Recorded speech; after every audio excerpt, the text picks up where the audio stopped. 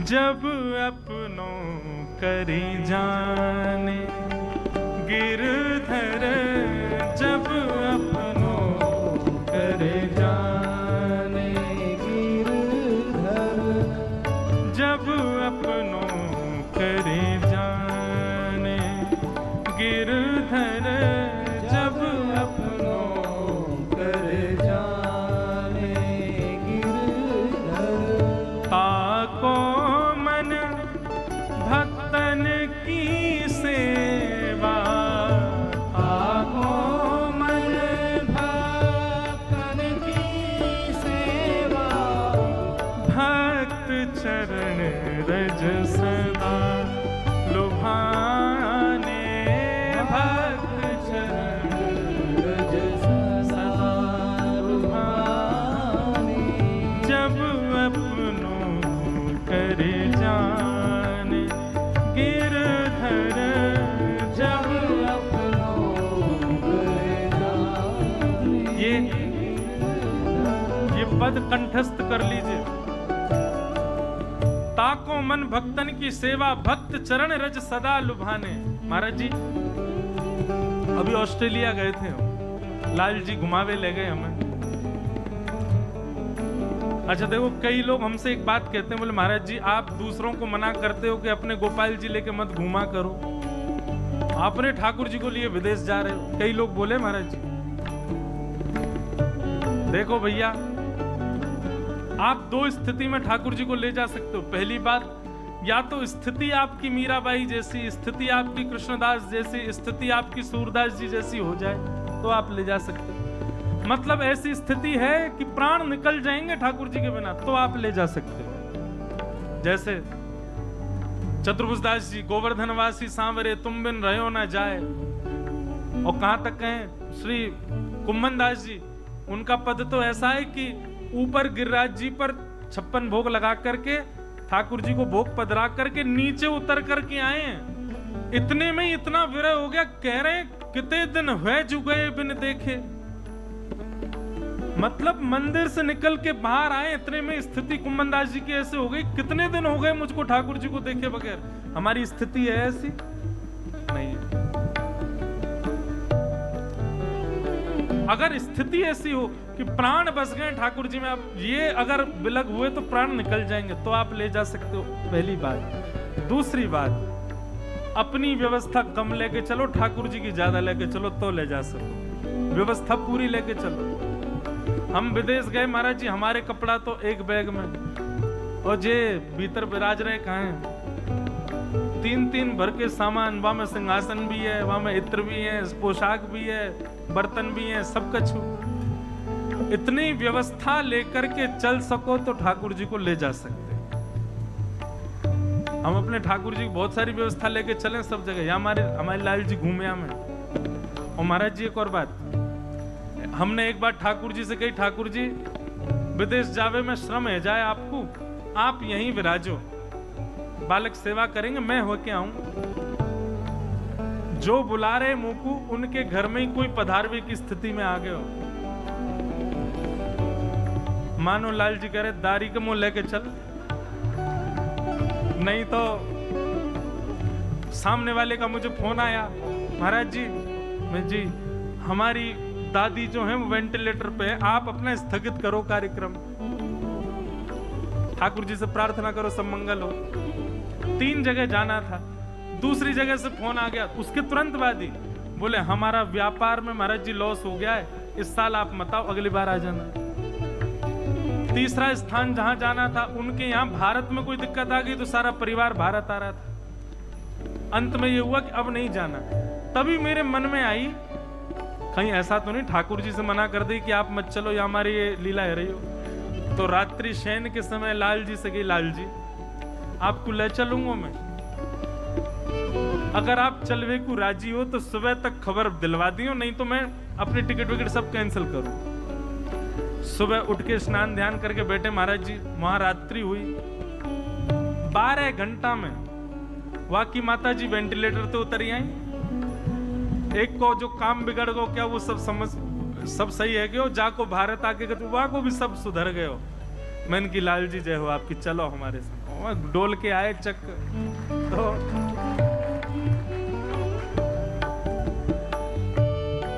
लाल जी बड़े अद्भुत हैं भैया। ठाकुर जी आपको स्वीकार कर चुके हैं, इस बात का प्रमाण है।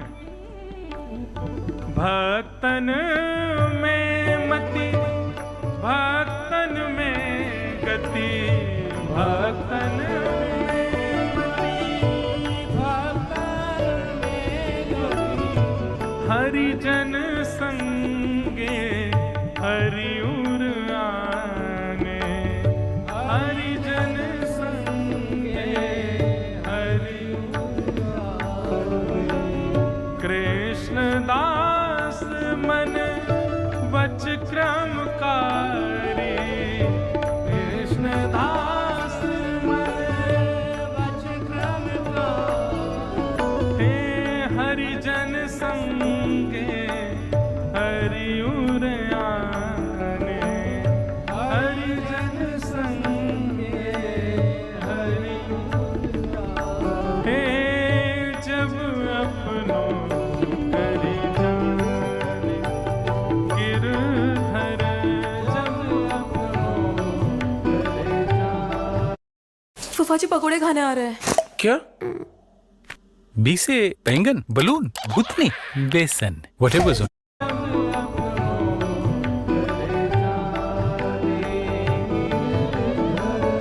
जब अपनों करे जाने, गिरधर जब अपनों करे जाने। हाँ जब अपनों करे जाने, गिरधर जब अपनों करे जाने। तो श्री प्रियादास जी महाराज की भावना कैसी? बोले आप चाहे गरल पिवा दो, चाहे हाथी कुचलवाए दो, चाहे बिच्छू ते डसवा दो, सरपंत खपवाए दो, इन सब से मुझको पीड़ा नहीं है। पर नाथ एक कृपा करना, जीवन में कभी भी हरि विमुख का मुख मत दिखाना।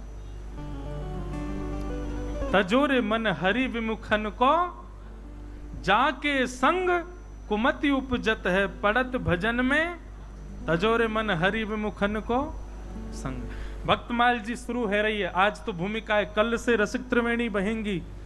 आज ही रात्रि में उन सब का त्याग कर दो जिन जिन जो जो हरि विमुख हैं। एक काम करो, कैसे पता चले महाराज जी हरि विमुख कौन? हरि विमुख नहीं, हरि भक्त विमुख। कैसे पता चले?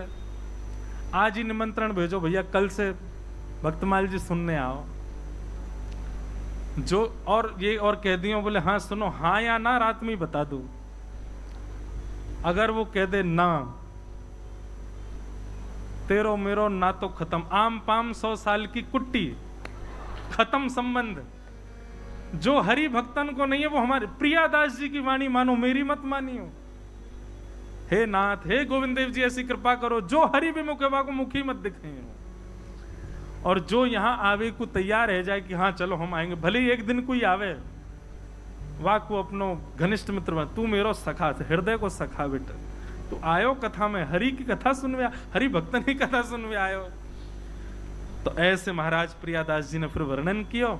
3 प्रकार से भक्तमाल जी की महिमा सुनाई जाती है। अलवर के एक सेठ जी हुए, जल्दी जल्दी हम सुनाएं। अलवर के एक सेठ जी हुए, उनको महाराज भक्तमाल जी का यश जब पता चलो, सब लोग बहुत ध्यान से सुनो, पहुंच गए और जाकर के महाराज उन्होंने प्रियादास जी से कही कि हमको भक्तमाल जी दे दो। बोले एक ही प्रति कैसे प्रदान करें? लेखक संग लेकर गए, प्रियादास जी के पास गए, कोई और आचार्य चरण के पास गए। बोले ये सब अभी लिख लेंगे। भक्तमाल जी को एज इट इज लिख दिया। उस साथ में एक वैष्णव लेके आए थे सेठ जी। तो आचार्य चरण ने पूछी भैया अब इसका क्या करोगे? बोले जब तब तो हमने कुछ किया नहीं, भक्ति तो जीवन में करी नहीं, जीवन भर ऐसे ही पड़े रहे, आनंद किया। अब बस ये करेंगे, हमने कहीं सुना रसिक जनों से कि अंतिम समय में यदि भक्तों का स्मरण हो जाए, भक्तमाल जी का स्मरण हो जाए तो भगवत धाम की प्राप्ति होती है। भक्तमाल जी को हम लिपिबद्ध करके ले जा रहे हैं और जब अंतिम समय आएगा तो छाती पे धर के बैठे रहेंगे। इन्हीं की कृपा से भगवत धाम मिलेगा। तो उन उन सेठ जी ने ऐसा ही किया। देखो कितनी बड़ी महिमा। भक्तमाल जी पड़वे की महिमा तो बहुत ऊंची है, पर भक्तमाल जी यदि घर में विराज रही हैं तो उसकी महिमा क्या है कि अंतिम समय आने से पूर्व आपको संकेत हो जाएगा। ये भक्तमाल जी के घर में विराजमान करने का ये केवल अवसर, इसका ये प्रताप है कि अंतिम समय आने से पूर्व आपको संकेत मिल जाएगा कि भाई समय आ गया। इस भय से लेकिन भक्तमाल जी मत ले जाना घर पे, पता तो भी चल जाएगी। हाँ महाराज मन कर रहा हो घेवर खावे को तुरंत खा आऊंगो। महाराज जी हम आप सब तो वैष्णव बैठे, ऐसे ऐसे भोगी लोग हैं संसार में, अंतिम इच्छा पूछ लो तो ऐसी ऐसी इच्छा बता देंगे कि आपके कानन से बस यूं लगे हो कि बस बंद भैया। अंतिम इच्छा क्या है? तो सब भोगों की इच्छा है। पर यदि भक्तमाल जी घर में विराज रही हैं तो यह बात निश्चित है कि अंतिम समय की सूचना मिल जाएगी, उतने क्षण में आप भगवत भजन कर सकते हो। भक्तमाल जी विराजमान थी और उनकी तो इच्छा थी कि जैसे अंतिम समय आएगा हृदय पे धर लूंगा। जन्म जन्म मुनि जतन कराही, अंत राम कही आवत नाही। अंत में राम नाम आता ही नहीं, बहुत बड़ी बात है। सेठ जी को यम के दूत लेने के लिए आए, भजन साधन तो किया नहीं था, तो यम के दूत ही आए। जैसे ही यमदूत उनको ले जाने लगे, तुरंत उन्होंने अपने पुत्रों से कहा, सुनो वो भक्तमाल जी रखी, जल्दी लाओ मेरी छाती पर धरो। जैसे ही भक्तमाल जी को हृदय पर स्थापित किया, यमदूत तो अंतर ध्यान हो गए। आहा, सुंदर सुंदर भक्त प्रकट हो गए।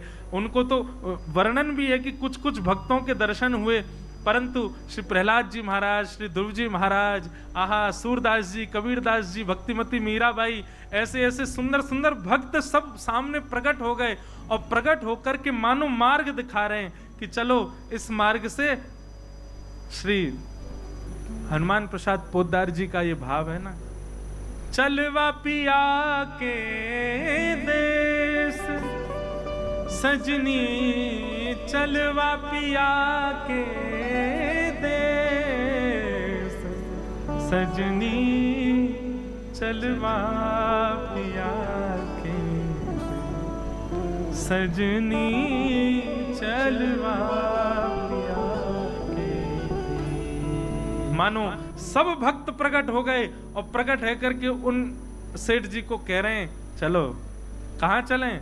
बोले पिया के देश, हमारे राधा रमन जी के पास चलो, श्री राधा गोविंद देव जी के पास चलो। आहा, ये भक्तमाल जी की महिमा है। इसीलिए हमारे वृंदावन में अब नियम शुरू हो गया, लोग गले में भक्तमाल जी, छोटी भक्तमाल जी पहन के ही रखते हैं। पता नहीं कब प्राण निकल जाए तो भक्तमाल जी छाती पे ही धरी रहे, ताकि अंतिम समय में भक्तजन प्रकट हो जाएं, हाथ पकड़ के ले जाएं।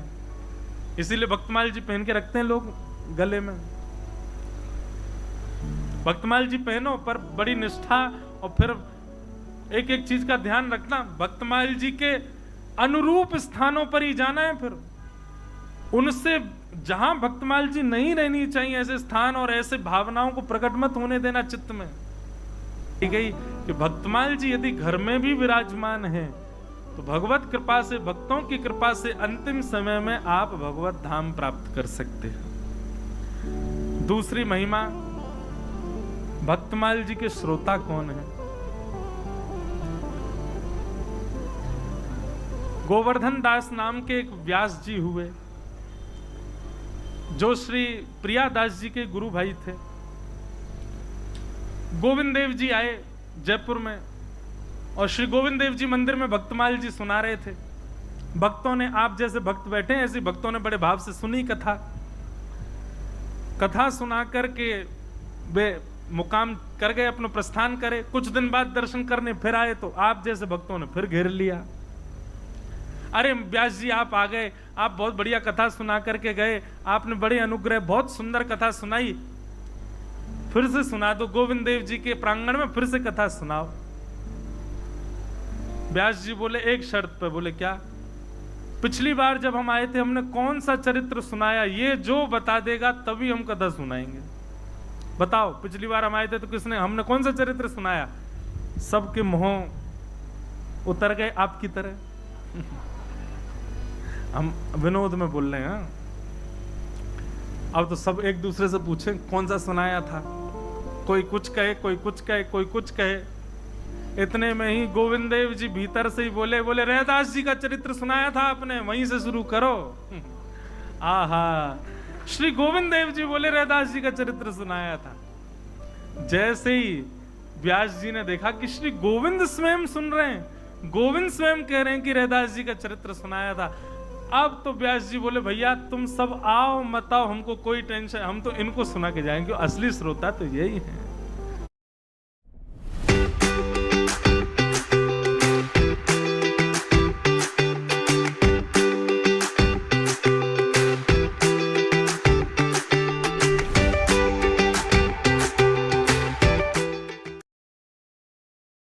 के जाएंगे, असली श्रोता तो यही है।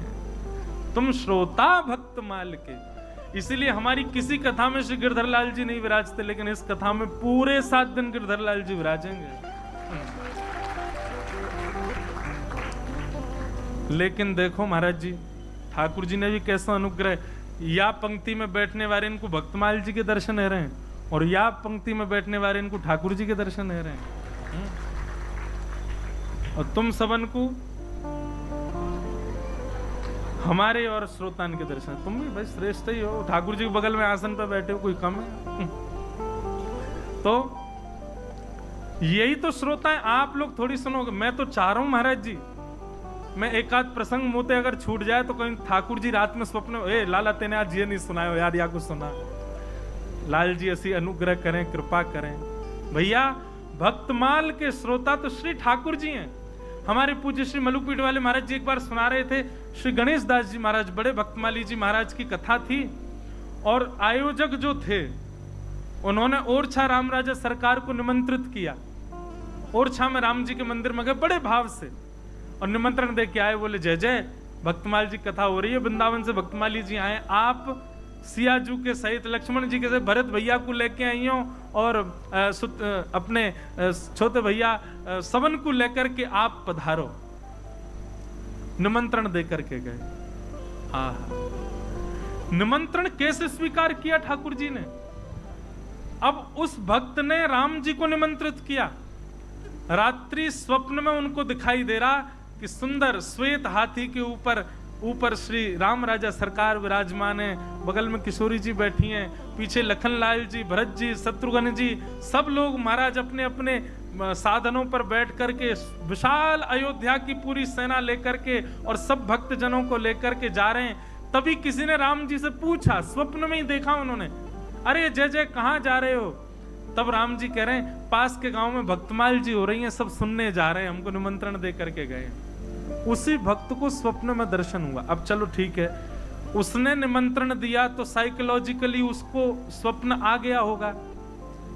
दूसरे दिन उसने जब ये बात भक्तमाली जी को जाकर के कही कि महाराज जी कल मैंने निमंत्रण दिया राम जी को, राम राजा सरकार को, और स्वप्न में ऐसा दर्शन हुआ कि ठाकुर जी श्वेत गज पर विराजमान होके आए। भक्तमाली जी महाराज के नेत्र सजल हो गए, बोले ठीक ऐसा ही स्वप्न हमको आया कि ठाकुर जी, सियाजू, लखन भैया, भरत जी, शत्रुघ्न जी महाराज सब अयोध्यावासी और श्रोता गणों के सहित भक्तमाल कथा सुनने के लिए आ रहे। दोनों श्रोता और व्यास को एक साथ एक ही स्वप्न देकर के ठाकुर जी ने प्रमाणित किया कि भक्तमाल के श्रोता तो हम ही हैं। और ठाकुर जी अकेले ना हमें कथा सुनवे, दल बल परिवार के सहित आते हैं, सबन को लेके गए हैं। भक्तमाल की कथा है। अयोध्या जी में कनक भवन में आज भी नियम है, रात्रि में श्री कनक बिहारिणी बिहारी जी सरकार की सेज के बगल में भक्तमाल जी रखी जाती हैं। एक रात में भक्तमाल जी के एक भक्त का चरित्र श्री सियाजू राम जी को सुनाती हैं, अगले दिन राम जी सियाजू को सुनाते हैं। दोनों रात्रि में भक्त चरित्र सुनकर के ही सोते हैं। ऐसे श्री भक्तमाल जी, भक्तमाल सामान्य नहीं। तीसरी महिमा एक बताई जाती, भक्तमाल जी का महात्म्य सुनाया जाता कि